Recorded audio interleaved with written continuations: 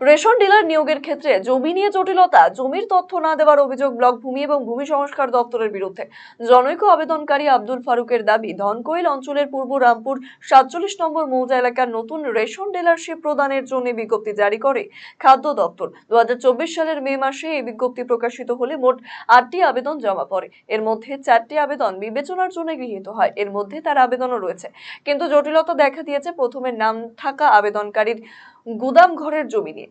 ওই ব্যক্তি রেশনের গোডাউনের জন্য যে জমি দেখিয়েছেন তা আদতে খাস জমি। খাদ্য দপ্তরের শর্ত অনুযায়ী খাস জমিতে রেশন শপের আবেদন করা যায় না।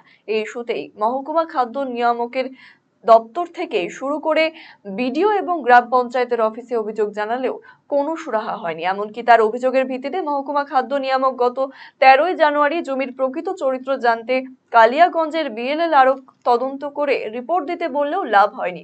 এরপর 17ই ফেব্রুয়ারি বিএলএলআরও চিঠি দিয়ে জমির তথ্য জানতে চান তিনি, কিন্তু 1 মাস পেরিয়ে গেলেও বিএলএলআরও অফিস থেকে কোনো তথ্য পাননি আব্দুল ফারুক।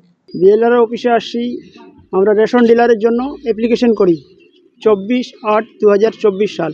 আচ্ছা, পূর্ব রামপুর 2 নম্বর ধনকল গ্রাম পঞ্চায়েতের পূর্ব রামপুর প্রাথমিক বিদ্যালয়ে ওখানে অ্যাপ্লিকেশন করি। ওখানে টোটাল 8 জন ক্যান্ডিডেট অ্যাপ্লিকেশন করি।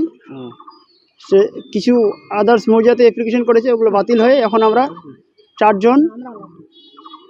জন এখন আছি আর কি। ওদের মধ্যে একজন ভেস্টল্যান্ডের উপর ভেস্টল্যান্ডে গোডাউন করেছে এবং জমি দিয়েছে, বাড়ির জমির কাগজ জমা করেছে আচ্ছা, অ্যাপ্লিকেশনে। তারপরে আমরা সেটা জানতে পারি।